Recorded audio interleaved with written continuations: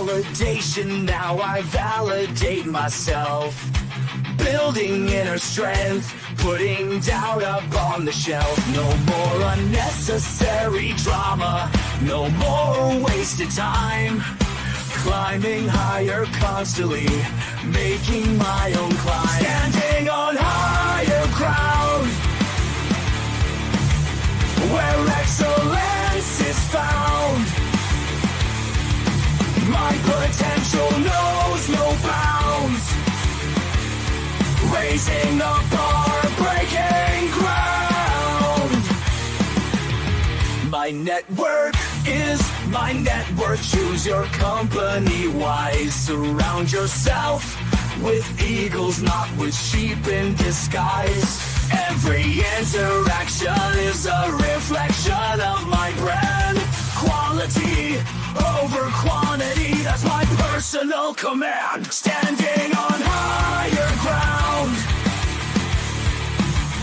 where excellence is found. My potential knows no bounds. Raising the bar, breaking ground. Whoa. I'm not just living, I'm manifesting my vision. Cutting through limitations with surgical precision. My expectations are my compass, my respect is my shield. To mediocrity and chaos, I will never yield.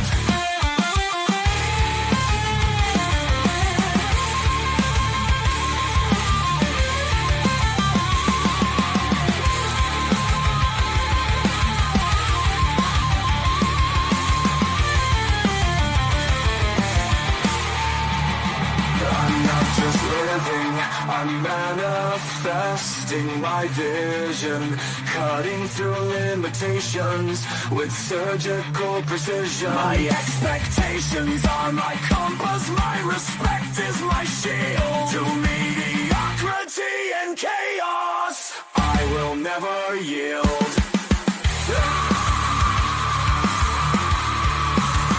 Standing on higher ground, where excellence is found. My potential knows no bounds. Raising the bar, breaking ground.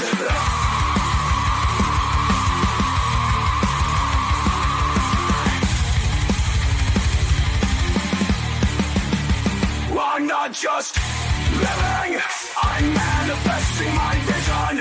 Cutting through limitations with surgical precision. My expectations are my compass, my respect is my shield. To mediocrity and chaos, I will never yield. Well, how you doing, ladies and gentlemen? Welcome to This and That. I'm your host, Sander, where we talk about this, that, and everything in between.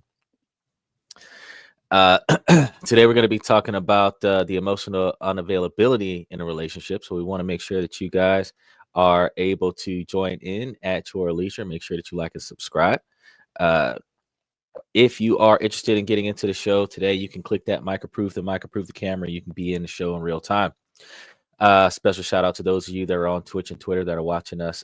TikTok is still currently banned, so until Donald Trump takes some action against that, we're probably not going to be seeing ourselves live on TikTok, but we will do our due diligence to make sure that those who get to see us can go ahead and tiptoe on all over to the show and come and give their 2 cents. So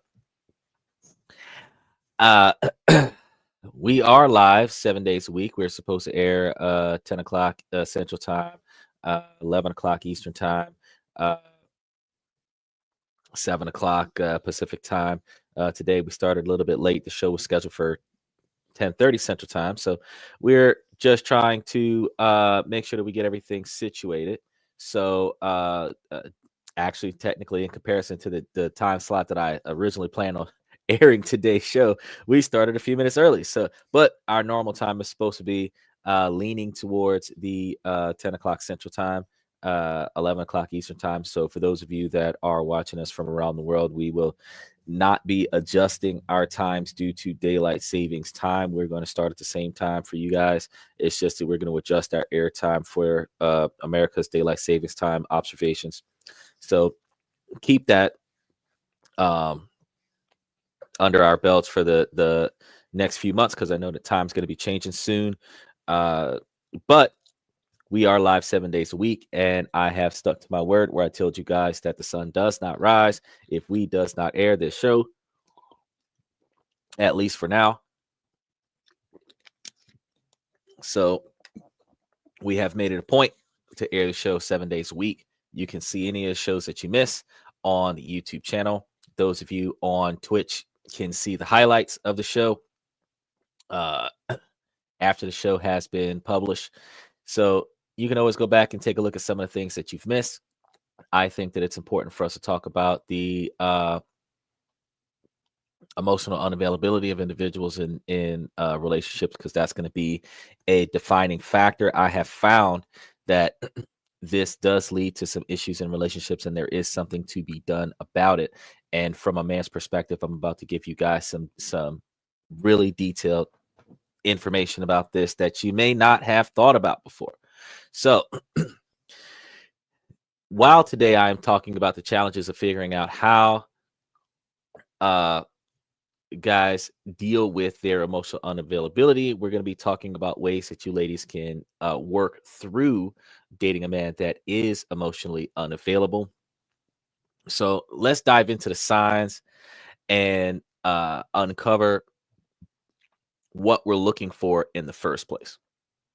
So emotional availability is a term we've heard before, but what does it really mean?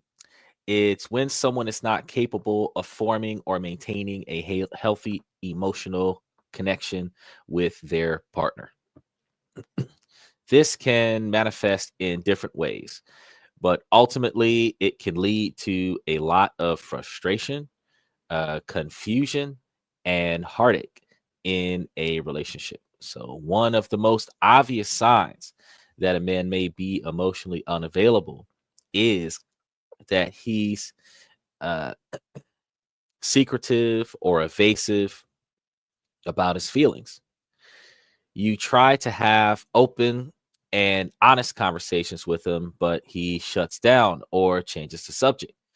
Some may even entertain joking, dry humor, as opposed to addressing hard topics. And he may even become defensive or dismissive, making you feel like you're overreacting or being too sensitive. When faced with conflict or emotional discussions, they often respond defensively instead of engaging constructively. And if this sounds familiar, it's time to take a closer look into what really is going on here. Emotionally unavailable men often struggle with maintaining regular contact or engaging in meaningful conversations. They may avoid discussions or discussing feelings that are serious topics altogether. So you're looking at talking about the things that a person can't handle themselves versus talking about how they feel about things where you may be negatively impacted or feel some kind of way about their response. They may avoid these types of discussions. Some men are it's a self-preservation tactic where men are not just conflict avoidant altogether. They just don't want to be in more conflict when they're already dealing with a decent quantity of suppressed stress on their plate as it is. Another sign is that he is inconsiderate or unreliable when it comes to commitment, or inconsistent. Sorry about that. He would be inconsistent, not inconsiderate when it comes down to commitment. If he's inconsiderate, he's just not paying attention to your expectations, as opposed to the selfish behavior of focusing on number one. when it comes down to the inconsistency in commitment, he may agree to make plans or promises, but consistently fails to follow through. Now, this also comes from men who overextend themselves, because you may promise to be at a recital or at a play or meet your significant other for a dinner, and also have a business meeting around about the same time. And the thing is that if you have to lock in this deal so that your partner can get the money that she's looking for out of the relationship, you can't walk out of the deal because you've got a dinner date. Now, it is poor time management, but the fact is that sometimes men are not emotionally distant because they are not keeping their arrangements. There are a lot of times where they are just overly extended in their personal obligations, and they are trying to book more than one thing in a short period of time, thinking that life is going to work out when life never works out. And the issue is that um, by double booking so close to one another, there wasn't a time for layover, which means that there wasn't enough time for to have the first meeting or appointment run late and still be able to make it to your other appointment on time. And likewise, when you're dealing with a relationship, a date is supposed to be ideally an open-ended time frame. If you're dating somebody for an extended period of time, they should understand that you have things that you must do. So if you booked your date before the business meeting, if that's even possible, then they can understand that you have to end the date by a certain time, no matter how good the date is. But if you're looking at newly formed engagements, you want that to finish out the night. So you want to take care of business before you go out on the date, which also means that you're in a position where if work runs late, you want to make sure that your date is not interfered with your work running late. Now, for those men that will agree to do something, have absolutely nothing going on, but just don't show up. Those men that agree to perform certain tasks and then come up missing and have no explanation for that. That's the situation that we're talking about here with the inconsistencies in being present. Now, this can leave you feeling uncertain or anxious because you don't know what's going on in your relationship, and you may even feel abandoned in these situations. It's like you're always walking on eggshells, never knowing what to expect from him or how he'll react to any given situation. Emotional unavailability can manifest as erratic communication patterns where the man might disappear for periods without explaining, then reappear as if nothing happened. Uh, this also could be the scenario where men are isolating themselves in man caves when they're frustrated about the current circumstances and they don't want to talk about it. And then when they come out of the man cave after they've worked through enough of their issues to socialize, they come out of the man cave with the repression of the issues at hand, but the behavior as if there's nothing wrong.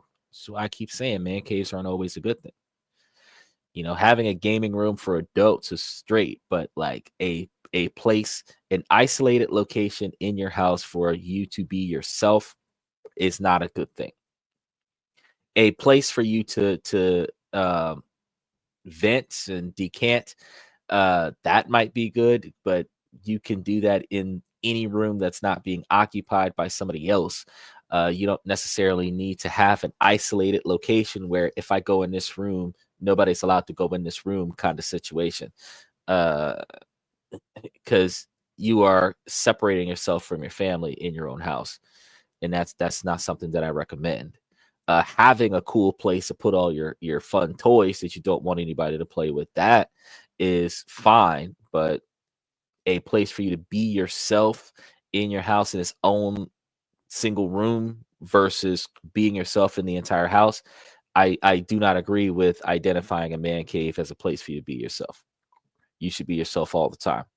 And if you're in a relationship where you can't be yourself, then you need to rethink your position.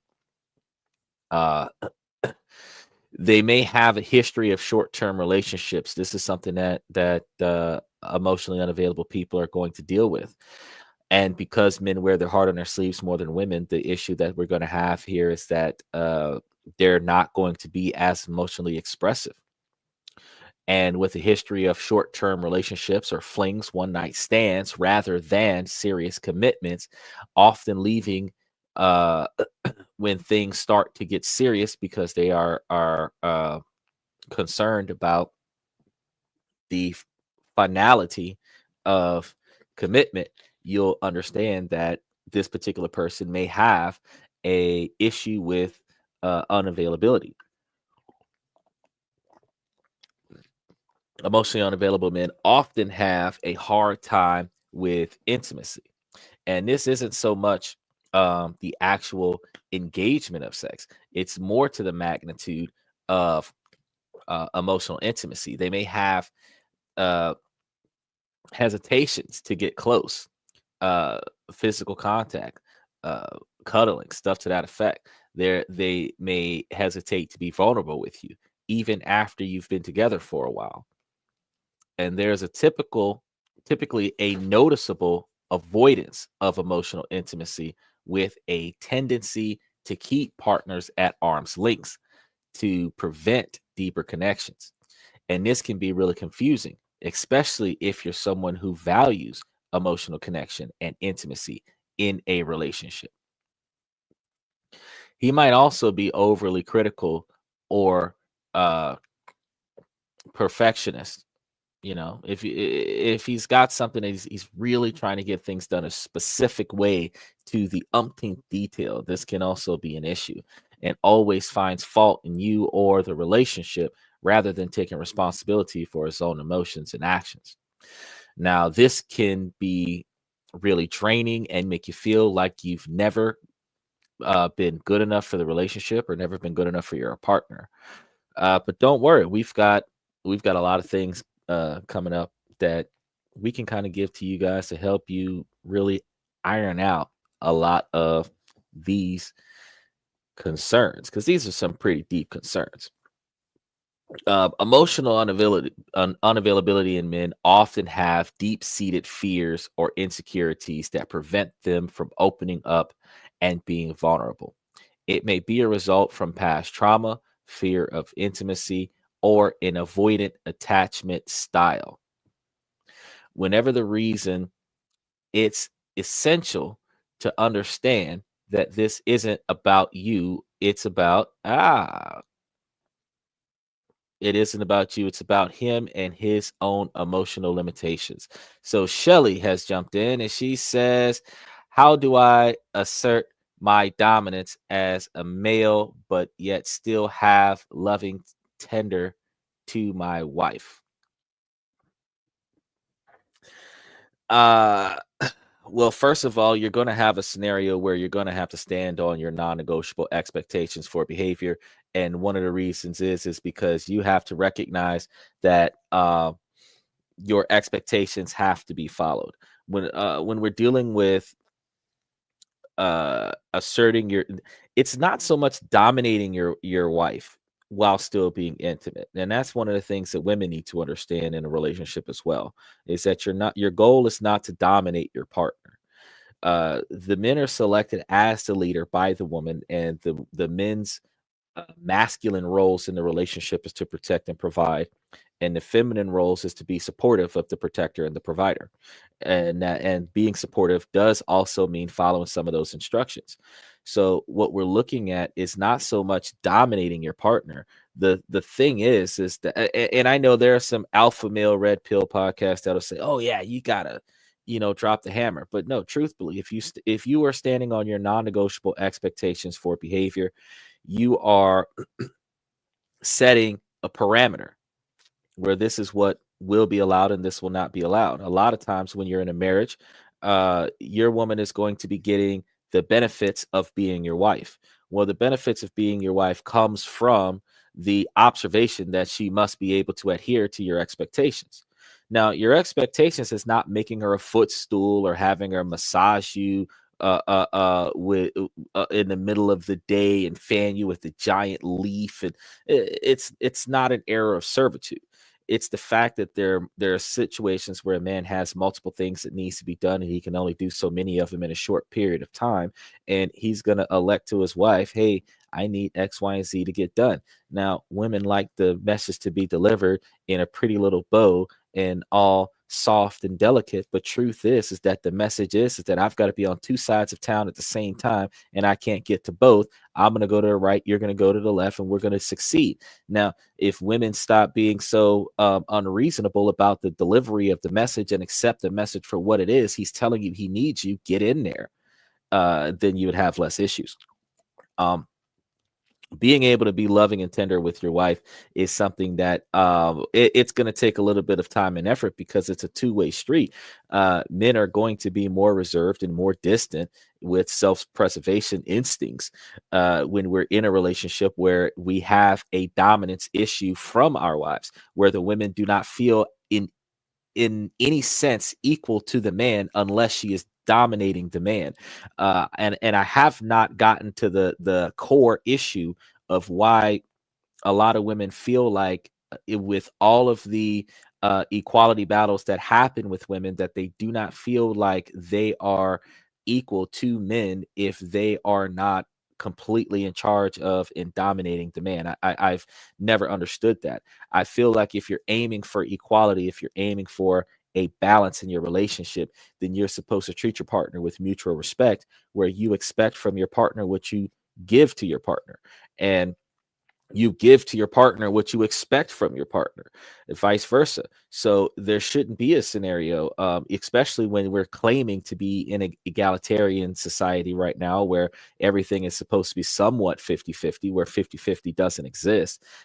Because truth be told, women are not coming to the table with 50% of anything, because women date men that have more. So when it comes down to you being able to, as you asked, assert your dominance as a male, the fact is that you're supposed to be, that your ability to be loving and provide tenderness to your wife has nothing to do with you sticking to your expectations, but there is going to have to be communication. So the thing is that when you're dealing with your communication, you guys have to sit there and communicate. You're going to have to communicate your expectations, and she's going to have to communicate hers. And since you guys have already been married for a while, you guys have already been dating for a while, there's a lot of non-negotiable expectations for behavior that you've allowed to happen.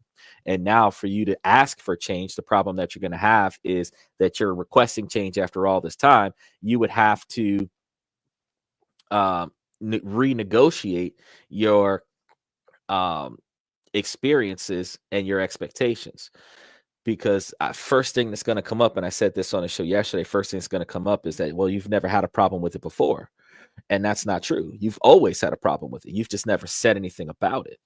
So there's always that issue that I say to people that if you haven't already been in a long-standing relationship, when you see the show today, that you first step is to set those parameters in the beginning, that you're not going to tolerate certain things. Like, for example, I'm not tolerating hitting in a relationship. We're not play fighting with one another. That doesn't happen, because that will lead to somebody getting serious and somebody getting hurt. Play fighting leads to domestic violence. So I just don't go into that. Looking over this one.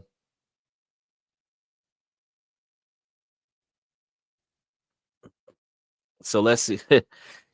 Cutting it close there. I'm going to go ahead and answer this question. So he says, why do I have to sacrifice for my wife constantly? You don't. You choose to. Um, Always what she wants to do. However, when I want to do something or need her help, she backs out on me or doesn't uh, bust her butt for me when I need it. So, Shelly, I can tell you right now, that's because she has dominated you. That's why. The fact is that mutual respect is that you guys are you're going to make sacrifices for her in a relationship, and she's supposed to likewise make sacrifices for you. When there's things that you need in the relationship, which is what I was just explaining a little while ago, is that Okay, so the difference between women and men is this. A woman is going to expect you to know what's wrong and expect you to figure it out without her telling it to you. She's supposed to be able to utilize body language and behavior patterns to articulate what is wrong without ever telling you what is wrong. And then it is your Jedi mind usage to get in there and try to figure out what's wrong. With a man, we're just going to come out and tell you, this is the problem. This is the solution that I recommend. You do this part, I do that part. Situation should resolve itself. If it doesn't, then we go to plan B. Plan B is I'm going to do this, you're going to do that, and this situation should resolve itself at some point. If you need help, you're going to be able to say, well, I need you to do that over there while I'm doing this over here. But they're going to want you to ask them for their permission to help you. They're going to want you to ask them for their okay to tag in, and that's not helpful. Women are supposed to be partners. And the fact is that your non-negotiable expectations for behavior from the gate is that you need to be able to make it clear at the beginning of your relationship that you need a partner. And that means that you will not always come and ask your partner for assistance. You will declare that assistance is required and what assistance is required. And then your partner is going to have to make the conscious choice to get in there. Because I mean, that's equivalent to you being, if you got jumped in a fight, you should not have to stop the fight and beg your partner to jump in there and help you out. The fact is that if your partner sees you in a fight, they're supposed to jump in. Fact is that if you're in a tough spot, your partner's supposed to jump in. If your partner sees that you need help, the same way they expect you to read their body language and their verbal cues. If they see that you're frustrated because you've got so much on your plate right now, they're supposed to voluntarily take these things off of your plate the same way they expect you to Jedi mind trick in there and figure out what's going on with them if they're ignoring you and they're not talking to you and they're emotionally distant from you. So the truth of the matter is the lack of university in the behavior is the issue with that. And one of the main reasons why you make sacrifices for your wife and do whatever it is that she wants, but when you want something done or you need her to help you to do something and she's not going to put much effort into it, it's because you have allowed yourself to do for her regardless. So with your original question about how do you assert your dominance as a male and yet still be loving and tender to your wife, I can tell you right now is that the things that your wife wants is conditional to the things that you need done. Because she's going to get the bare necessities, but the things that she wants on top of that, the frivolous spending, the hair and nails, the gifts, the trips, the vacations, the dinner dates, all this extra stuff that you are affording to her on top of her bare necessities. These are the things that she gets as compensation for her efforts in a relationship. So I had a man that was driving me in an Uber one day, and he told me that his wife used to be able to balance the budget and work the books and balance the schedule, and he can't even get her to pay attention to the fact that he's hungry now. But he's paying for her memberships and taking care of her shopping experiences and everything to that effect. And it's like, think about this. When ladies say, oh, well, I'm gonna cut him off and he better do X, Y, and Z or else. Fact is, if you financially cut her off, she's not going to get anything that she's looking for until she starts following instructions. It's the same like the men in Dubai. They give their girls allowance. So men marry as many women as they marry in Dubai, and then they will issue an allowance to each one of their wives. So as a girlfriend, you ain't getting jack till you get married. And the fact is that when you start getting an allowance, you get an allowance based on how much you cooperate with that man. If he's not satisfied with your performance, you ain't getting squat. And likewise, here in America, if men have the same mentality, I'm not paying you for sex. You are my partner. The sex is going to happen regardless. The fact is that if I'm going to be affording my resources to this woman, then this woman needs to do what I need her to do. And this isn't, and what you need her to do is to aid you in your ability to be successful in the relationship. is to aid you to be successful in life. So you're not asking her to do anything that you're not willing to do. You're not asking her to do stuff for you so that you can sit there and play the Xbox and beat your foot on her back. You're asking her to say, hey, I'm one step away from struggling in this, and I need you to get in here and help me get us over this hurdle so that we can move to the next phase. This particular type of mentality requires her to understand that when you need her to get in there, she needs to get in there. Now, until she gets in there, you're going to have that talk with her, and that takes communication. It really does take communication. That since they prefer a more delicate delivery, you're going to have to pull her aside and have one of those interventions where you literally explain to her, because she's got to be oblivious in this scenario, that you need her assistance in the success of this relationship with whatever it is that you're trying to accomplish. And you need to explain to her that these are the things that you need her to do to help you be successful, so that the things that she wants out of this relationship, she can achieve. Even secondary selfishness. If I help you succeed, you make more money to pay me. That's perfect business. But we're both getting something out of the deal. If I'm the only person putting in and I'm not getting nothing out of it, that's not fair to me. If I'm the only person benefiting from your efforts, that's not fair to you. So in this situation, if your partner is not willing to go as far the distance for you as she's expecting you to go for her, you don't stop doing it for her out the gate. You have an intervention and you explain to her, look, I show you value in the things that you appreciate and the things that you want to do, and I'm going to need you to start doing the same for me. The fact is that in the past, in those long 50-year, 75-year marriages, the person that was not feeling the respect and appreciation and validation that they desired stayed in that marriage for 50 years because they did not stop showing the way they wanted to be treated by treating that person the way they wanted to be treated. Then, if you don't like the way you're being treated, you would tell that person, look, I'm treating you the way you want to be treated, and I'm asking you to do the same for me. And sometimes, in some situations, if your partner recognizes that they're making a mistake and they value you, they will change.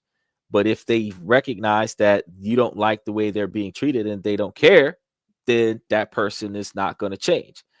Now, if you're in a relationship where the person doesn't care that you're not happy, then you need to reassess your situation. But if you don't make your partner aware that you're not happy, then they're not going to believe that they need to do anything. Now, if you let your girlfriend or your wife know that you are not happy because of their lack of contributions to the things that make you happy, and then you start withdrawing the things that make her happy, then she knows in advance that I'm not happy and I'm starting to back out of this because I'm not happy. You explain to her why you're not happy, what needs to be done to make you happy, and then she needs to put forth the effort to do that. Now, some women are going to complain, but a lot of them are not. A lot of them are going to recognize, okay, I need to start stepping up for my man. And they might step up. But the ones that, because women leave faster than men, if they're not getting what they're looking for out of the relationship, they'll bolt. But you have to start your relationship off where she's not getting anything from you if she's not contributing to get something out of the deal.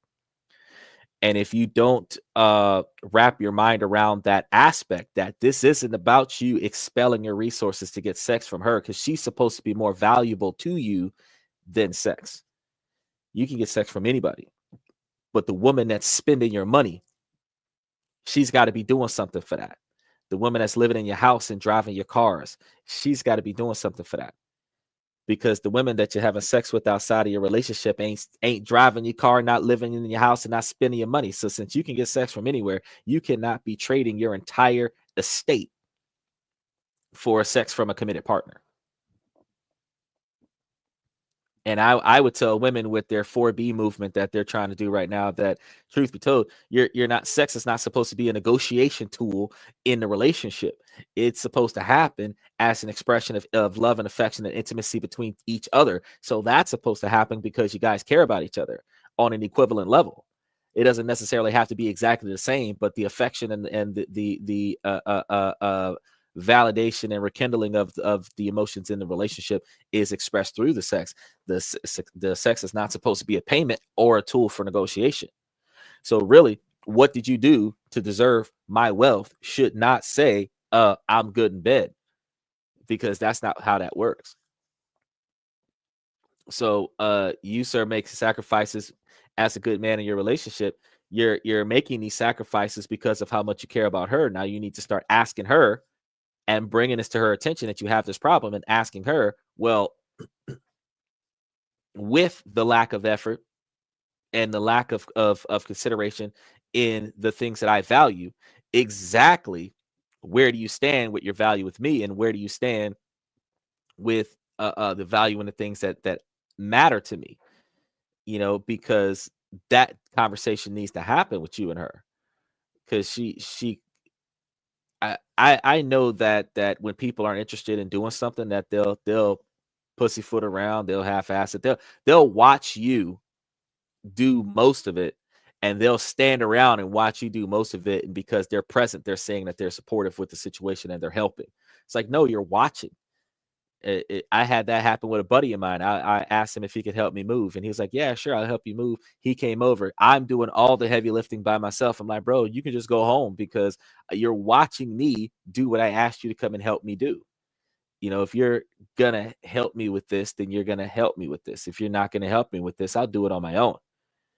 And I'm not saying that you're going to put your foot down every time the woman doesn't cooperate with you or doesn't agree with you, and say that you're not going to stay in this relationship if she doesn't do X, Y, and Z, A, B, and C. But you guys do need to come to an understanding. You guys do need to have a level of recognition, and you might need to jot down terms of what you expect from her that she's going to agree with, so that you can remind her later that, hey, we talked about this. You agreed on this day that you were going to do A, B, and C, X, Y, and Z. Accountability has to happen. We have relationships right now where women are not held accountable for their actions or their decisions, and that allows them to mistreat the men unknowingly in some situations, because they're not held accountable for that. And then, because the men are not allowed to speak on that, because if a man speaks on that, they get shamed for having an opinion. We have certain relationships where the men are actually folding on their position just to stay in a relationship. And that's not what we're supposed to be doing as men. We're supposed to maintain our position in this relationship as a person that is respected, appreciated, and valued for what we're doing, because we are going to show our appreciation for your presence. And that's our first failure, is because we're showing appreciation for your presence. We need to be showing appreciation for what you're doing here.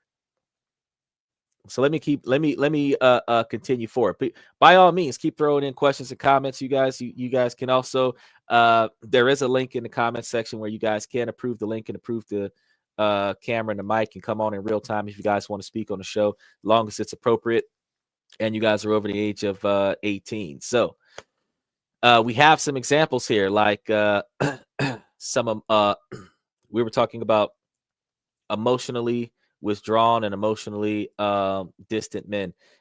Is that a man who's been hurt in the past relationship and is now hesitant to get close to anyone, or perhaps he's never learned how to communicate his emotions, which I've just been talking about, how communication is a key, and he hasn't figured out a way to communicate this in a healthy way, or he shuts down or becomes defensive whenever things get tough.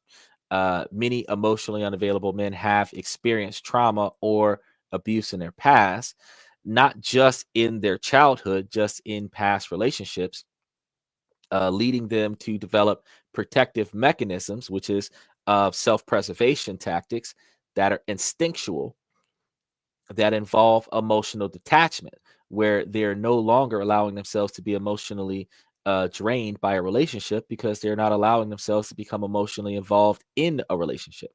And this can include fears of being hurt or rejected. And you have to understand, ladies, that this is the byproduct of the expectations from society for men to allow themselves to be rejected by women on a regular basis and then get back in there and try again. You have to build a hard shell around your heart to be rejected on a regular basis. And in modern society, you're not only being rejected, you're being ghosted.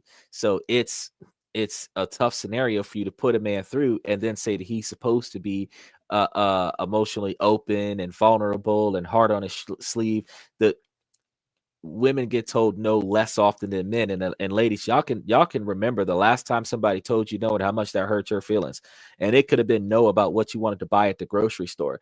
These men are being told no about their desire to have you as a lifetime partner. That type of no hurts way worse than you can't buy those red bottom shoes today. You got to understand. Societal expectations often discourage men from expressing vulnerability or emotions, leading to a learned behavior of emotional suppression. Phrases like boys don't cry contribute to this mindset. And we've all heard the phrase, guys don't talk about their feelings, but that's just a myth. They talk about it with their homeboys. They talk about it with their uncles and grandfathers, and sometimes their fathers if their dads are in the picture, but they don't talk about it with the women because a man cannot express vulnerability with a woman. But you can express dissatisfaction to a woman, because if you express your dissatisfaction, it's equivalent to telling the workers that they're not working well enough, because most relationships in the United States are transactional. So you can, as the as the employer providing the resources to the employees, if they're not up to standard, you can tell them that. You can come from a sensitive perspective of how you feel about the fact that you're dissatisfied with their behavior and their performance. But the fact is that you're dissatisfied with their behavior and their performance. So a healthy men are capable of expressing their emotions, but healthy men are able to stand on their non-negotiable expectations for behavior and be able to express the fact that they are dissatisfied with the current situation and the behavior pattern, actions, or lack of actions of their partner. And being vulnerable with their partner might necessarily be a requirement in order to express exactly how your lack of behavior hurts or negatively impacts the boyfriend or the husband. So if you're dating someone who's emotionally unavailable, it may be time to reevaluate the relationship and consider whether it's truly serving you. But also, you need to really look into the relationship and determine why your partner is being emotionally unavailable in the first place. Because if your emotional unavailable partner is due to the consequences of your behavior, where you have built this emotionally unavailable person, then you have to rectify that. You can't just develop an emotionally unavailable boyfriend or husband and then walk out of his life and leave him because of how you treated him led him to behave the way he behaved, because men are more responsive than there are actionary. We retaliate to our environment. We don't necessarily get in there and destroy it. So men who have not received adequate emotional support during their childhood may develop insecure attachment styles, making it difficult for them to form healthy emotional bonds in adulthood. But many men also have a lack of adequate emotional support in their adulthood, and they have a lot of uh, issues with commitment due to the lack of commitment in their relationships. When the women are breaking up with the men and the men aren't doing anything wrong, the women are just not satisfied with the relationship as it is, where she's not getting what she wants out of the deal, not necessarily because he's abusive or because he's cheating on her, just because whatever it is that she wanted out of the relationship, she's not getting. And a lot of times when you're the victim of a breakup, when you did absolutely anything wrong and they just left, there's no logical or rational explanation. They just left. You don't even have anything to fix. You can't even say, well, I recognize that I screwed up in this relationship and that's why I'm not in it anymore. So I'm going to change these behavior patterns and improve these different types of actions and decision-making processes to be a better person for my next relationship. You don't have that. You just have like, well, she just left. She just wasn't feeling it anymore. Like, how do you fix she wasn't feeling it anymore? That sucks. So, this will cause men to build certain walls and certain distances with the next relationship and prevent them from being able to get into future relationships with individuals that are showing some of the same traits. Many men fear that showing emotions will be perceived as weakness. And you hear this in a lot of those alpha male red pill shows that men showing too much emotion is a sign of weakness, which can lead to avoidance of situations that requires emotional openness. Being able to tell your girlfriend or your wife how you feel about the fact that you are not receiving the admiration and validation and respect from your wife, and how that hurts your feelings, how your sadness is projected as rage. So her wondering why you're angry all the time is because she's hurting your feelings by mistreating you, whether she knows it or not. And that is causing you to not be able to hold in the pain, and you are projecting it outward as anger.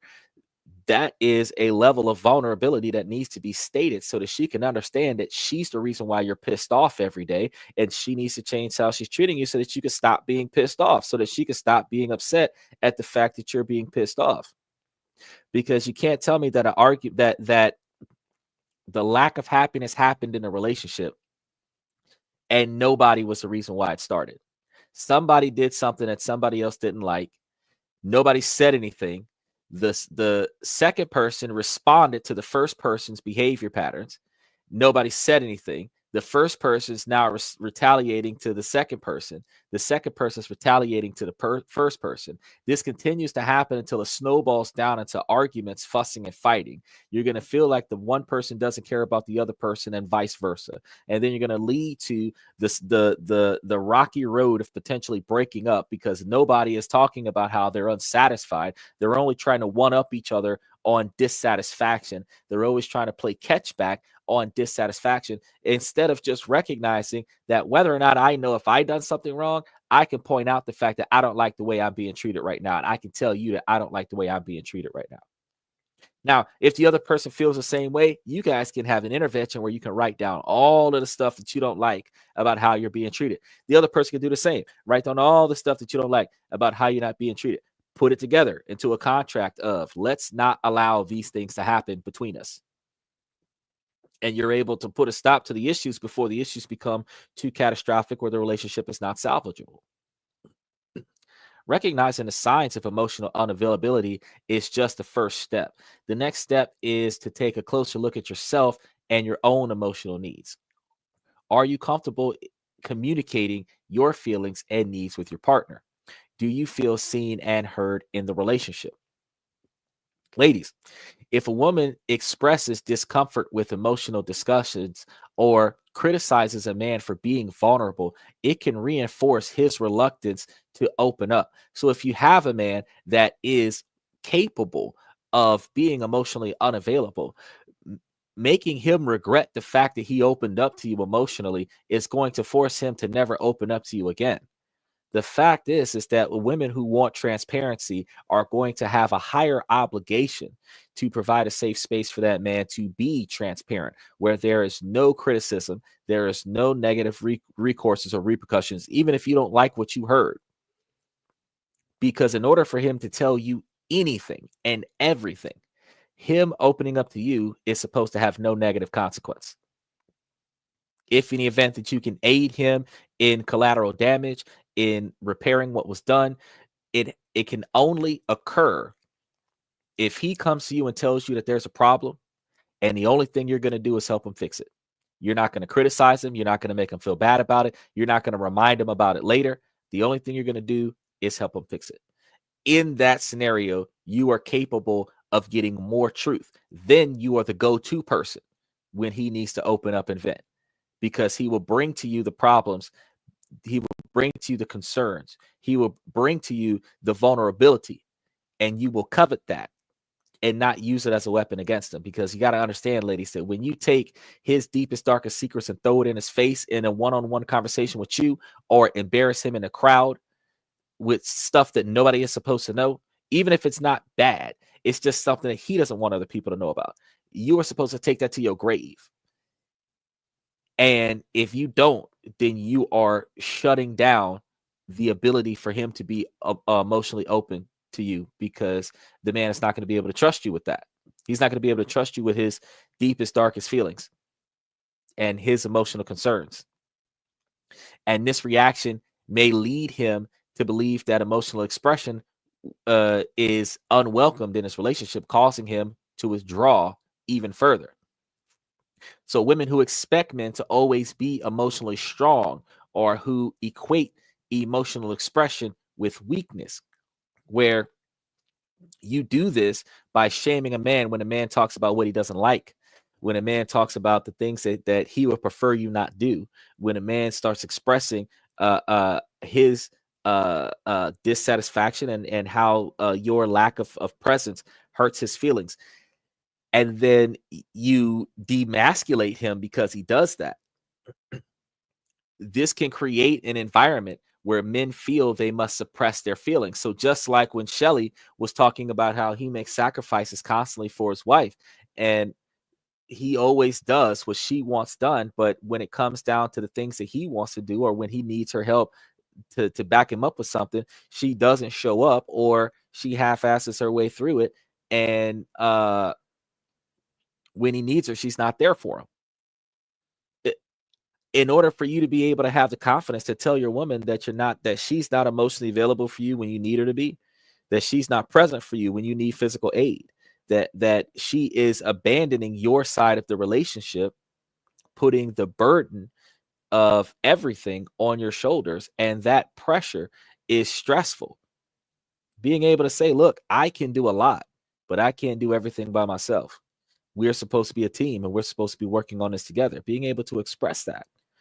It takes a large quantity of vulnerability, and it doesn't make you weak, but you'll be treated as if you're weak, because a lot of narcissistic behavior, a lot of selfish behavior, they don't even have to be narcissistic. They could just be selfish and uncaring, and they will deflect responsibility by making it seem like it's your fault, that you have the problem, so that they don't have to contribute.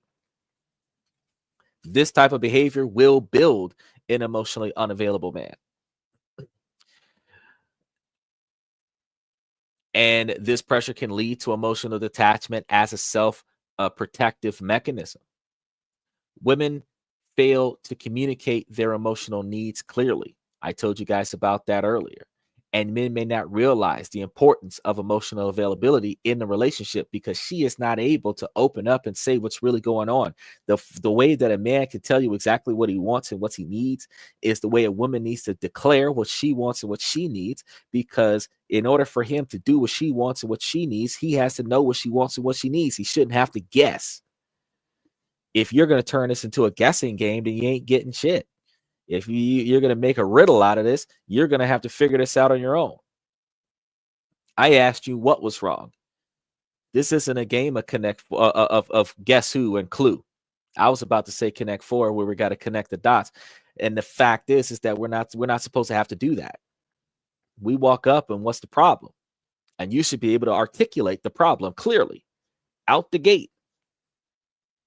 You tell me nothing's wrong when clearly there's something wrong.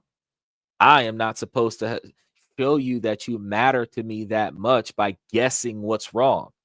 If I knew what was wrong, I wouldn't be asking you what's wrong. And if I know what's wrong and it's my elected job to fix it, then that means that as the leader, when I see problems, I'm supposed to fix them without asking you for your permission to fix them. Likewise, if I see a problem, I'm supposed to be able to explain to you that there is a problem. Because if you didn't know that there was a problem, and you want me to Jedi mind trick my way into figuring out what your problem is, and you fail to figure out what my problem is, then now I have two problems, because one, I fixed your problem, and two, you didn't recognize I had one. So now third, I have to explain to you what the problem is, since you clearly don't see it. Or if you saw it and didn't want to do anything about it, now I have to not only tell you that there is a problem, but also expect you and express to you my expectation of you to get that done. So the lack of clarity can lead to men to believe that their emotionally distance is acceptable or even preferred. And I'm going to say that for you one more time, ladies, because I want you guys to understand this, that when you do not communicate clearly the emotional needs, this is going to lead to the lack of clarity that men will then accept and believe and understand that the emotional distance that you are putting there by not being clear is acceptable or even preferred. And then a man may replicate that. So when a man asks you what's wrong and you say nothing, and then you shut him out and give him the silent treatment and you avoid him, and there's a problem, but you're not talking about it, a man is going to start believing that that's the way he should operate in this relationship. He's not going to trade you in for a woman that's going to show him more respect and tell him what the problem is. But the fact is that he's going to start being more avoidant, and he's going to be more emotionally unavailable because he is replicating what he is experiencing in his relationship. Some women may find themselves drawn to emotionally unavailable men due to their own insecurities or past experiences. And this dynamic can perpetuate a cycle where both partners remain emotionally distant, as neither is equipped to foster a deeper connection.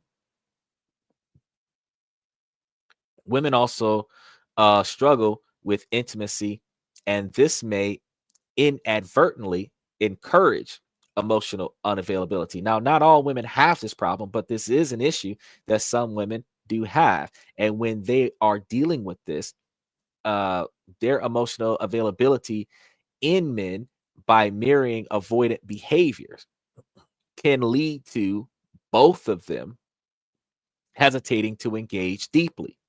So it's not just the man's fault. It's not just the man's past and the man's trauma. The women can walk into a relationship emotionally avoidant because that's how they grew up.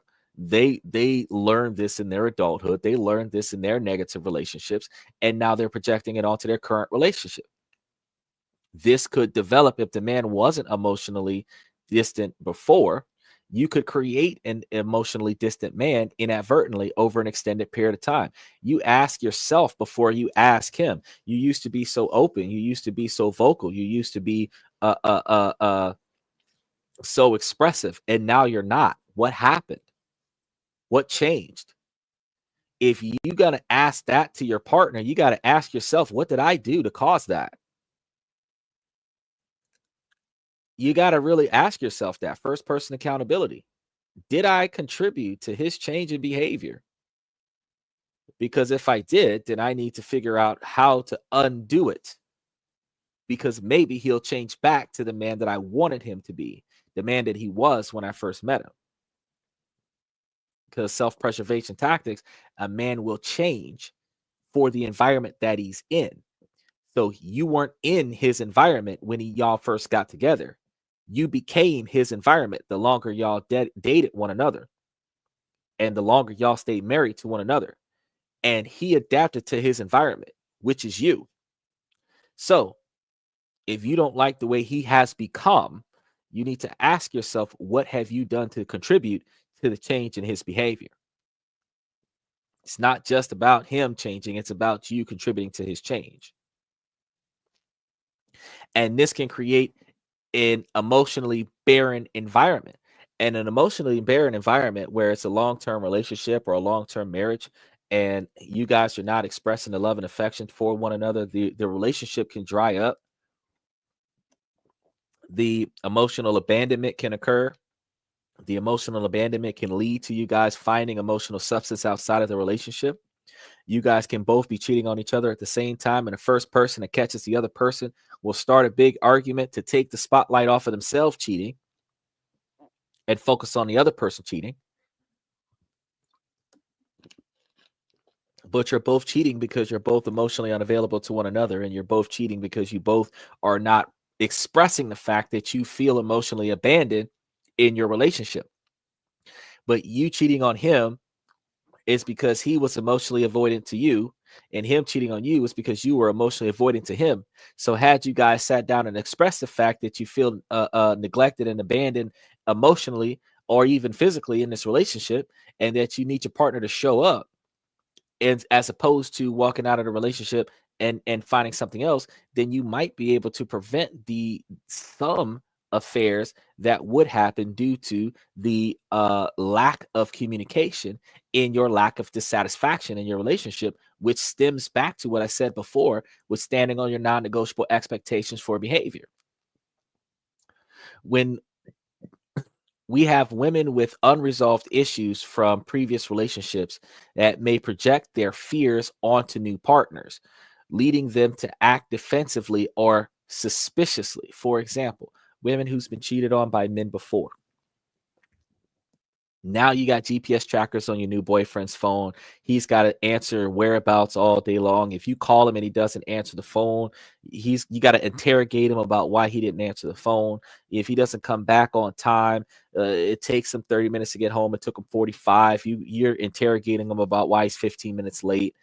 The fact is that you're going to put him in a defensive position because you're continuously accusing him of infidelity when he has not been unfaithful. He has not done anything to lead you to believe that he's unfaithful. But that type of behavior will lead to him feeling insecure in a relationship and then responding negatively. It could actually lead to him actually cheating. If he's going to get accused of cheating on a regular basis, he's probably going to cheat just because if I'm going to get mistreated for cheating, I might as well cheat. Some people say if I'm already serving time for the crime, I might as well do the crime. It's not a logical way to do things, but it does make sense. Now, these behaviors can cause men to feel untrusted and withdrawn emotionally.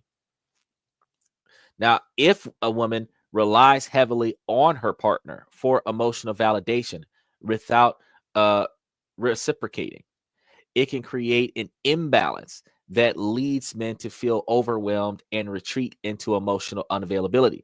So, ladies, you constantly seek compliments from your man. Does this outfit make my butt look big? Do I look cute in this outfit? How do I look with my makeup? Do I look attractive? Do you only like me because I'm pretty? You fish for compliments from your man, but you don't give him compliments.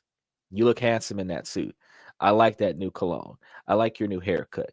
You look sharp when you shave. If you like a man that doesn't have facial hair, every time he shaves, you give him more compliments when he shaves than what you do when he doesn't shave. I think you're okay with your scruffy beard, but I really like it when you shave. It takes years off of your life. You look so much younger. You're more handsome. You're so much more attractive or whatever. There's ways that you can compliment your man. Then on top of that, you don't necessarily have to compliment him on his appearance just because you're seeking validation on your appearance. You can give him validation on his efforts.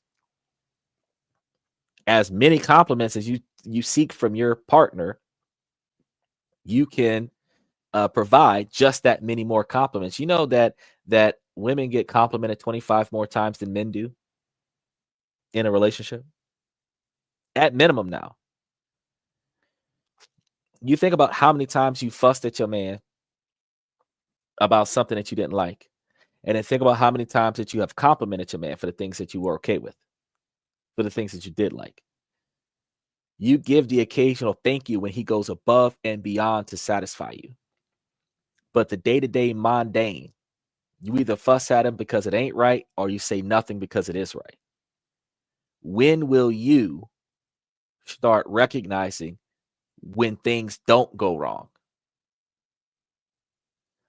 I appreciate you bringing the car back with gas in it. I appreciate you for catching that bill early. I appreciate you for buying extra groceries. Something needed to be moved in the house. Thank you for moving that. I just noticed that it's not where it was before. I appreciate that. That you're doing a good job. Being able to tell somebody that you're doing a good job. Even though you may not feel like it doesn't resonate, you're doing a good job does resonate with that person. That person is going to keep striving for you if you recognize them, if you validate them. A lot of times men operate like Goku or Captain Planet. For those of us that are over the age of 40 who know who Captain Planet is, my success is based off of how much you believe in me to succeed. And some men are more successful when their women believe that they're going to succeed. Look at those action movies. The girl gets taken hostage, like Mario Brothers. You know, she know that you coming to save her. She's just gonna hang out and wait for you to get there. She gonna fight to survive until you get there, because she know you coming. Which means that that man has no other choice but come get her. He knows that she's expecting him to be there. So he's going to do everything in his power to his last breath to show up for her. And then she will appreciate him and value him because he came.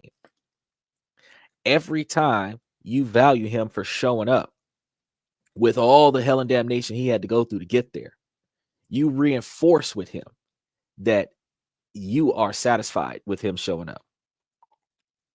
So if he's got 2 or 3 business meetings and he takes off from work and he shows up to your activity, even if he's late, you greatly appreciate the fact that he's there. Even after the event is over, I so really appreciate you finding the time to come. It made me feel so good. I lit up, I glowed, this, that, and the third. It made me feel so important that you were able to be here. Like this is very important to me. And the fact that you were here, it really made my day. You got to say stuff like that. Ladies, y'all have a business meeting and he's able to make it to your business meeting by sacrificing his business meeting. You got to let him know that he's important. Okay. But being involved with an emotionally unavailable man can lead to frustration and unmet emotional needs for partners seeking deeper connection. Such relationships may initially seem appealing due to their low demands for emotional investment, but can ultimately leave one feeling unfulfilled and isolated. So being lazy and diving into a less emotionally demanding relationship isn't always the best thing for you. So if you suspect a partner is emotionally unavailable, addressing your concerns directly can clarify the relationship's dynamics and your needs, which is why I was telling Shelly out the gate that if you don't feel like your partner is reciprocating, you need to explain that. And that will be able to set the par for your partner to try to do a little bit better. Now, your partner may express like they don't care, but that doesn't change the fact that sometimes some people are have the type of ego where they're not going to admit when they're wrong, but they're going to do differently going forward. And that's what you have to accept. You have to accept the fact that sometimes people don't admit when they make mistakes, but they will change without saying anything about it, without an I'm sorry, without a yeah, I understand I messed up. They just start doing different. So you express to your wife that you got a problem, and she can make it seem like it's your fault in that conversation, walk away, but then tomorrow her behavior will be different. That is going to give you a different result. And that new result that you recognize came out of nowhere, that new result, sir, it is your responsibility to validate that new result. You need to acknowledge the fact that she is doing things differently. Don't hit her with the sarcastic, oh, I see that you started doing what I said. No, that's going to make her regress. You want to just come out of the woodwork. I noticed that you did X, Y, and Z, and I really appreciate that. It's refreshing to see this. And she will keep doing it. But if you hit her with sarcasm, if you hit her with a belittling comment, like, I told you so, she's not going to keep going. So establish what you're willing to accept in a relationship and communicate these non-negotiable expectations for behavior clearly. Ladies, you're going to put up boundaries. I don't like boundaries. Boundaries are building walls in your relationship. And you're supposed to have a reasonably transparent relationship. So you're not supposed to have boundaries You need to have non-negotiable expectations for behavior. You are supposed to have limitations for tolerance, but that does not mean that you need to put up a border that blocks you from your partner. You will not tolerate certain behavior because we're in this together. So there shouldn't be a wall between us, and that's what boundaries do. Boundaries set walls, and those walls don't necessarily protect you. They make you unavailable for your partner beyond these walls. So one of the ways that you guys can work this out, Shelly, if you're still watching this, is get some couples therapy. Individual counseling can help as well, because you can work on yourself individually without judgment from your partner, but you and your partner can work on your relationship as a couple. And individual counseling can provide valuable insights and coping strategies for dealing with emotional unavailability. Being able to express your feelings is something that I've been telling you guys throughout the show today. And using I statements to communicate your feelings and needs without placing blame is one way of doing it. For example, say I feel disconnected when we don't talk about our emotions, instead of you never share your feelings. But another way of dealing with things is when you're talking about how the situation went wrong, instead of saying you made this mistake or I made this mistake, you take everybody out of the equation and say, well, this is what went wrong. So say, for example, your girlfriend crashed your car. But say your girlfriend crashed your car because you didn't get the brakes done on the car that was supposed to be done. Or you got the brakes done, but you couldn't afford the tires, and the tires were bald. There wasn't enough traction on the car. We're not going to sit here and say, well, you crashed the car, so that she could turn around and say, well, you didn't get the tires on the car, or you didn't get the brakes on the car. No, the fact is the car was crashed, strongly related to the lack of proper maintenance. Notice it's not, oh, you did or I did. The reason why the car was crashed was due to the lack of maintenance. So what we need to do to fix that is make sure that the car is properly maintained, and then take higher precautions with operating the vehicle, especially in unsatisfactory weather. So I'm not saying, oh, you need to drive better, and you're not saying, oh, I need to pay more money on making sure the car is right. We're saying, look, this problem didn't go the way we wanted it to go, and this is how we can both work together to make sure that this doesn't happen again. So now you're not pointing fingers at each other. So being able to say you and I, being able to say I when you're talking about how first person is taking accountability for their feelings, being able to say how I am impacted by something is highly important.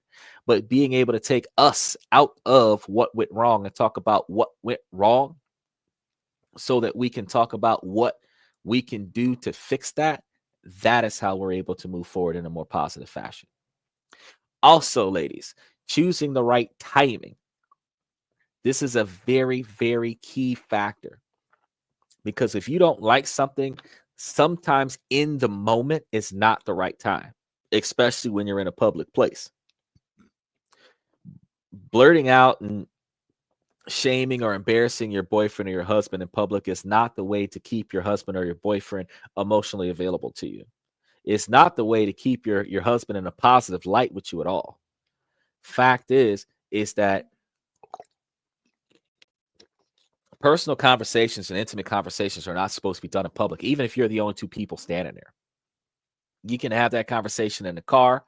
You don't want to have that conversation on the car ride home, because you guys start arguing on the car ride home before you even get back to the house. One person is thinking about throwing the other one out of the vehicle. You don't want to have that. But you don't want to have conversations in open public, because you don't want people to hear when there's a concern, when there's an issue. You want to initiate conversations when both of you are calm.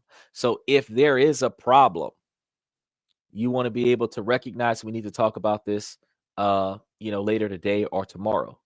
You need to calm down about it, take yourself out of the situation, and then address it. But you guys have to make sure that you set up a time where you are both calm and not distracted. So you got to put your phones down, get off social media, stop updating your profiles, stop playing video games, and sit there and literally talk to your partner. So just because you say we need to talk about this later doesn't mean that you need to wait until he gets on his favorite video game and say, okay, let's talk now, and force him to get off the game. You need to be able to talk to your partner and explain to them that we need to set a time for us to talk about this. And then you guys agree that on a certain day at a certain time that you guys are going to address this. And you guys are taking no action against one another until, so this is a ceasefire on your lack of agreements until you guys can talk this out. This helps create a safe space for dialogue. Then you're going to want to clarify your needs, and you want to clearly articulate what you need from the relationship regarding emotional support and connection. And you want to set these non-negotiable expectations for behavior to help establish what is acceptable and what is not. Then you're going to want to be specific. So when discussing your non-negotiable expectations for behavior, you want to be specific about behaviors that are problematic and the consequences if they continue. So you don't just cut off your partner emotionally because you're not satisfied. I told you that earlier in the show, Shelly. What you want to do is you want to explain to them what you don't like in this relationship. And then, while we're not talking about cutting off sex and everything like that, if you don't get what you want, because sex is not supposed to be a manipulative tool, it's supposed to be an expression of affection outside of appropriation. Or procreation is the word, not appropriation. So if you are not satisfied with your partner and you're considering that separation might need to be made, you need to be able to express the fact that we need to work on this so that we don't have to separate. If you're looking and threatening a breakup should not always be the foundation of a relationship. If you're performing certain tasks, like for example, if you're doing his laundry and he's bringing the laundry back in unnecessarily filthy conditions, you need to be able to express to him that if I'm going to keep doing your laundry, I'm going to need you to do X, Y, and Z. For example, take all the stuff out of your pockets before you put your laundry in the dirty clothes baskets, stuff like that. If you're cooking, and it doesn't matter if he's cooking or she's cooking. If you're cooking, it's like, hey, if I cook, I need you to do the dishes that day. I'll do the dishes every other day, but when I cook for you, if you can do the dishes after that, or we could switch to TV dinners, because it's a lot of work for me to put the meal together, and then it's a lot more work for me to do dishes after that. And I'm talking about for you guys that have a two working relationship. So both of you are working. If one of you's cooking, the other one should be cleaning. That is reciprocation. So if the husband does the cooking, the wife does the dishes. If the wife does the cooking, the husband does the dishes. That way you don't have all the work on one person. You guys want to create a safe environment. So that means there's no need for a man cave, because the whole house is supposed to be a safe environment. It's supposed to be a safe haven for both the husband and the wife. Fostering an atmosphere where your partner feels safe to express their feelings without fear or judgment or criticism is the best way to get an emotionally available partner and a highly transparent partner. You want to validate their emotions, even if you don't fully understand or agree with them. And then you're going to use gentle prompts. And that's what Shelly was asking for is nice ways. There's no nice way to say that somebody's fucking up. There's nice ways to encourage them to do better, but there's no nice way to tell somebody that they're making a mistake. So you want to encourage your partner to share their feelings by using gentle prompts or codes that help them express themselves more comfortably. Then you want to recognize their progress by acknowledging that even in situations where you're still disappointed in the outcome, that you still acknowledge, yes, you are doing better. I recognize that you are doing better, but you still have more work to do. I had this happen once before earlier this week. Somebody that was assigned to do a task for me and they wasn't doing the task. And I had to let them know that you are failing me, that you are clearly failing me. Now, because I have seen change over the past 6 months in that exact same statement, I had to say, I do see improvements in your behavior and your performance. You are doing more than what you used to do. But overall, you are still failing me. So the extra effort that you put into this is not being devalued. You are doing more and it is seen, but you're still not doing enough in comparison to what you were expected to do. Now, you're also going to have to understand that we have to get past these unrealistic expectations. So while your acknowledgement is going to give the ability for emotional openness and provide positive feedback to reinforce these behaviors, which is showing them that compliment and showing them that ratification, you have to understand that you are going to have to be patient. And you're going to have to understand that this takes time. And you want to avoid pressuring your partner to open up immediately. You want to avoid demanding that they tell you what's going on, because just like ladies, y'all are in situations where y'all not really feeling it right now. He'll ask you what's wrong and you'll say, I don't want to talk about it. That is more appropriate than saying nothing's wrong. Something is wrong, but I just don't want to talk about it right now. You can even respond with, can we talk about it later? And then once you have removed some of your emotional discretions towards it, you're able to then go in there and say, all right, this is what was wrong with me before. But if I'm going to give you time to not talk about it now, it is your obligation to come back and tell me what your major malfunction was earlier. That is how we reciprocate. So you're not going to prioritize. You don't got to tell me today. You could tell me at the end of the week. You could tell me next week. Sometime this month, you should be telling me what your major malfunction was earlier this month. You can't just ignore what happened, because how am I going to prevent that from happening again? And how am I going to avoid causing it to happen if my contributions towards that led to that outcome? And that's on a both sides of the fence kind of scenario. So you want to prioritize your well-being as well. Engaging in activities that promote your emotional health, such as hobbies and exercise, or spending time with supportive friends. So, ladies, just like Shelly came in and he was talking about how his wife is getting everything that she's expecting from him, but when it's time for him to do things that he values, she's backing out and she's not willing to put full effort into the situation. You have to be able to recognize that if your boyfriend or your husband likes and wants to do certain things, and the emotional validation from your support in that is important, you have to recognize, just like men go to the opera, and a lot of men don't like opera, but just like men go to an opera for a woman that likes an opera, it's just like you might need to jump on some Madden with him because you know he likes Madden.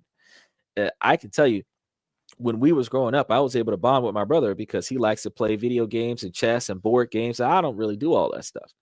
You know, I'm into fast cars, weapons, other things. But in order for me to bond with my brother, I have to do the things that he likes to do. And I didn't just do them. I got great at it. I was better than him at it in a lot of situations.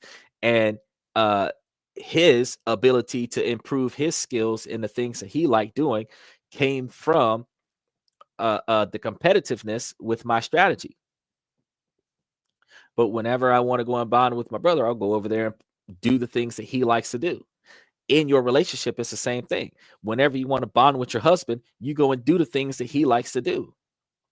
Whenever you want to increase and enhance your connection with your husband, you go and do the things that he likes to do. Because what men do is they do what women like to do to bond with the women. That's why men offer to take the women shopping. Men don't like shopping. That's a waste of money. Men ask women what the women want to do for fun, what the women want to do on a date. What does the woman like? Because to bond with her is for him to do the things that she likes to do, even if he doesn't like that. So take that into consideration. It's not that the men are all the times undecisive. A lot of times the men are in a position where he doesn't really know what else to do to put a smile on your face. So he'll do whatever you want, however you want to do it, to see you smile and to receive a little bit of validation and recognition and appreciation from the fact that he made you smile. Still take that into consideration going forward when your husbands are telling you things that or asking you about things that you expect him to know about. Seek support.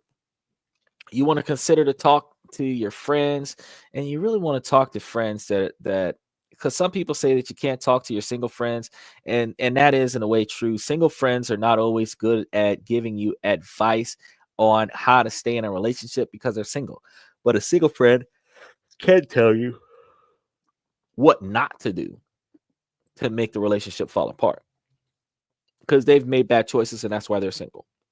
Married friends can tell you what they've done to stay married. So if you have a combination of both and you take a census, then you can talk to your friends or talk to a therapist. Somebody that's not biased towards your personal perspectives. This will help you gain a neutral, non-biased perspective and levels of support during challenging times. Therapy for couples, I've said before, is a very good way to improve your relationship. So if emotional unavailability persists, suggest couples counseling. A therapist can help both partners explore underlying issues and improve communication and skills involving communication. Now, you guys, I told you about that therapy. That individual therapy will help you encourage your partner to seek that therapy that you're also seeking individually. And because there's things that you guys can talk about without judgment. And then there's things that you guys can talk about to express in the midst of adjustment that this needs to happen. So the individual therapy will help if you struggle with expressing emotions due to past traumas or attachment issues. And then you have to have acceptance over change, focusing on accepting your partner as he is rather than trying to change him. Ladies, you want to be accepted for who you are because you're not willing to change for the man. So that means, fellas, you're dating a woman and she behaves a certain way. This is the way she's going to behave. You have to ask yourself if this is what you want in your life.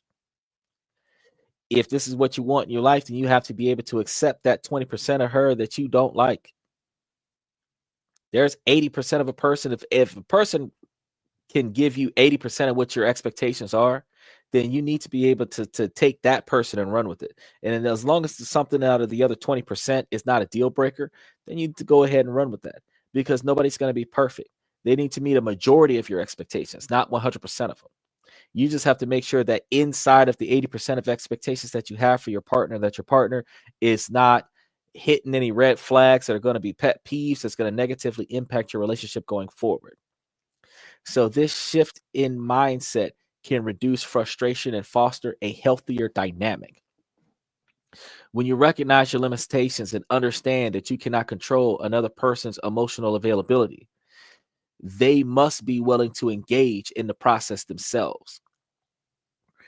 And while emotional unavailability is often rooted in individual experiences and psychological factors, the dynamics within relationships can play significant roles in perpetuating this behavior. And both partners must engage in open communication, fostering vulnerability and addressing their own emotional needs to break the cycle of unavailability and build healthier connection. By employing these strategies, a woman can create an environment conductive of emotional growth while maintaining her own well-being. And it's essential to recognize that while she can support her partner, ultimately, he must take responsibility for his emotional development as well. So in the end, knowing the signs of emotional unavailability can be a powerful tool in helping you create healthier, more fulfilling relationships. So I was here.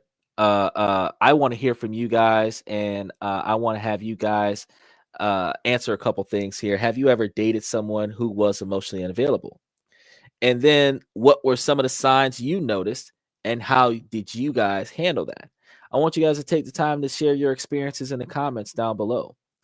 And then if you guys are new here, I want to make sure that you guys like and subscribe, and make sure that you take the time to join the membership and look out for some more relationship dynamics and personal growth videos that we have coming soon. I know that we also have our artists for the songs, because we have the closing song. And Red Void, I know that you hung out after the show. What do you think about the song? You make sure that you let us know, because we have opening and closing songs. We have a soundtrack exclusive for the podcast. We're supposed to have him on tomorrow, but I think we're going to reschedule it for next week Saturday, and we're going to put next week Saturday show for tomorrow so that we give him enough time to check in and confirm, because we don't want to do a show exclusive to the band that made the songs and then is not available. So we're going to change up the lineup a little bit for Saturday, but he is going to come to the show, because he did tell me that he wanted to be on the show. So, but we had the Christmas holiday, and I know that people that go away for the holidays don't show up for work until Monday. So he may not know that I've been reaching out to him over the Christmas break, because I never take days off. So with him, he'll probably reach out to me on Monday or Tuesday and confirm that he'll be available for next week Saturday. And I think that'll be the best way for us to get him in there. Beyond that, I want you guys to remember that we are live 7 days a week, 9 Eastern, 8 Central. No, sorry, we have changed our timelines. We are now doing 11 Eastern, 10 Central. It's 2 hours later. We're doing 11 Eastern, 10 Central, 7 Pacific, 7 days a week.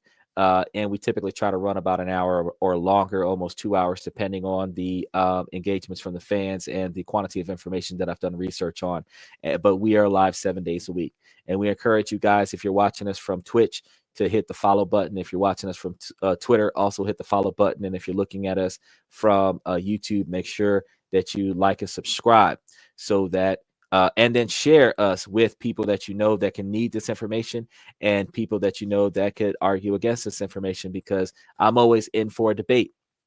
We had a fan that's been on the show talking to us in the comment section today, as a matter of fact, where this person was trying to express to me that the sex is the true foundation of a relationship, and I was telling them that that's not the case.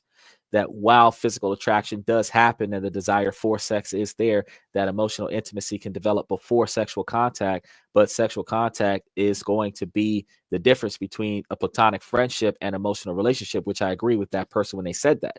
But I disagree with the fact that they believe that the relationship starts from sex and then it manifests into like and love, that it's sex like love. And I'm like, no, that's not the case.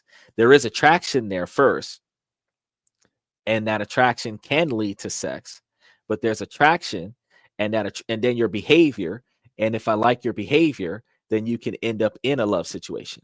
But if you lust for the person and then you go after that person for the lust, and then you have a sexual engagement with this person, that sexual engagement cannot necessarily 100% of the time lead to a long-standing relationship, because if I don't like your behavior but the sex is good, we have a sexual toxic relationship.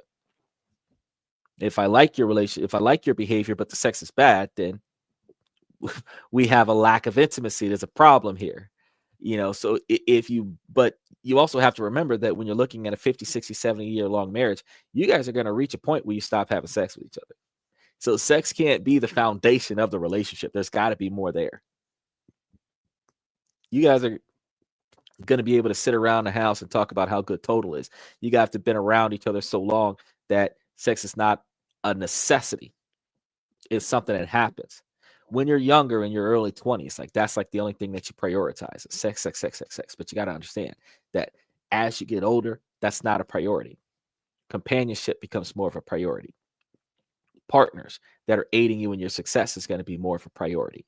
And because that's the case, we have to recognize that if we don't prioritize sex, we have to acknowledge it. But if you don't prioritize it and make it a dominant factor as this must happen in order for me to have a relationship, then you're able to work on everything else around your relationship. And likewise, fellas, if sex is not a dominant factor as a it must happen scenario, instead of women using it as a negotiation tool where, oh, you're not getting none unless you do X, Y, and Z, it's like, well, I mean, I'm either going to get it or I'm not, but I'm not doing X, Y, and Z because I'm not doing X, Y, and Z. If I'm going to do it, I'm going to do it. I'm not going to do it because I'm getting sex. That's the key factor. That's standing on your non-negotiable expectations for behavior. I will do or not do, but I'm still going to get what I'm going to get because that's what I'm going to get regardless. Now, people are going to say, oh, that's selfish. That's one-sided. No, it's not. It's not. You can pay for a woman's standard of living. You can pay for a car. You can buy her nice things. You can take her on trips around the world, and you can still be sleeping with another woman that's not getting none of that.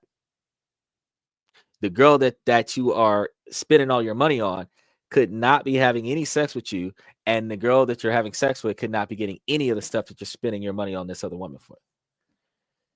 So fact of the matter is that there's literally no correlation between investing in your girlfriend and getting sex from her. And there's literally no correlation between her doing stuff for you and you spending money on her. But it can be. So you guys have we're gonna travel down that rabbit hole. In the meantime, what I want you guys to do is I want to make sure that you guys one more time like and subscribe, because that's all I have for you for tonight's show. I actually just got notification that I gotta dive into a something or other in the next 5 minutes. So I want to make sure that I give you guys the ability to enjoy the closing songs. Stay tuned, because we got some stuff for tomorrow. The lineup is going to change on YouTube, but we're still going to go every day of the week. So you'll see that change in like the next hour and a half. But be here tomorrow at 10 Central or 11 Eastern time, and we will be able to continue our conversations. And then Sunday we have our members only show, where we will be able to have a discussion. It's going to be not just a discussion. It's going to be questions and comments from the fans that I'm going to be responding to. So you guys will be able to chime in on those as well. And we will be able to hash out our concerns with what we heard.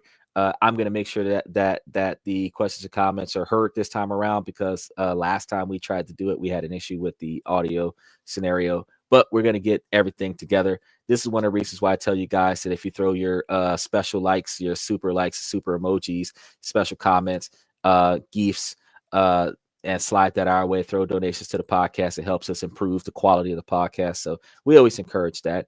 And also grab you some memorabilia for yourself so that you can represent the show when you're not on the show. We always encourage that as well. In either scenario, while I appreciate you guys coming to the show, I always say on my way out the door, ladies, as long as the situation doesn't make sense, I keep asking you ladies to make it make sense. So please, ladies, make it make sense. And fellas, we really appreciate you guys coming to the show. You guys make us what we are. As we have gone into, we're creeping into a year and 3 months of doing what we do. So we're still a small podcast. We're still trying to make it, but we appreciate the loyal fans around the world, especially Red Void, Omni 81, Liberty Twitcher, Silly Emma, Mr. Pibbs, for supporting the show when the show was in its infancy. So we always like to give you guys a special shout out for staying dedicated to the show. I just want to say again, I'm your host, Xander, for This and That, where we talk about this, that, and everything in between. And I'll see you guys tomorrow night. Stay tuned for the outro.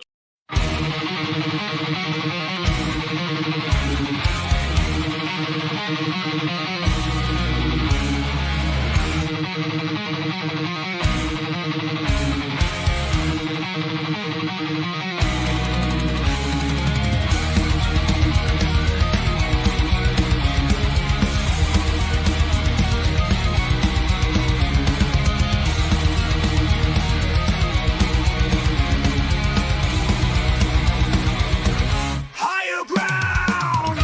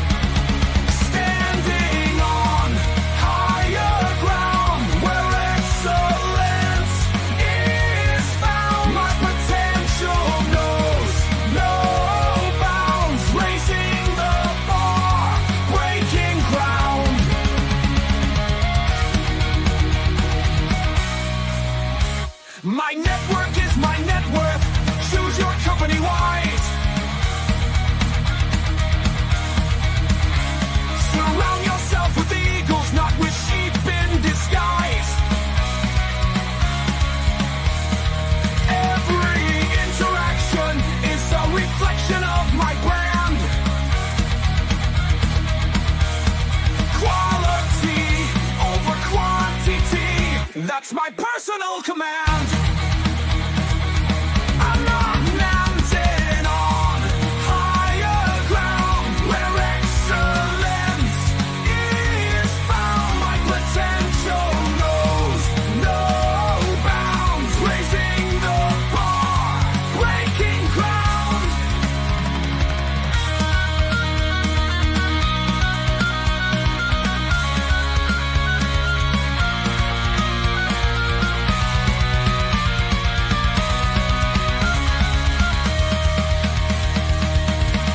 I'm not just living, I'm manifesting my vision, cutting through limitations with surgical precision. My expectations are my compass, my respect is my shield to mediocrity and chaos. I will never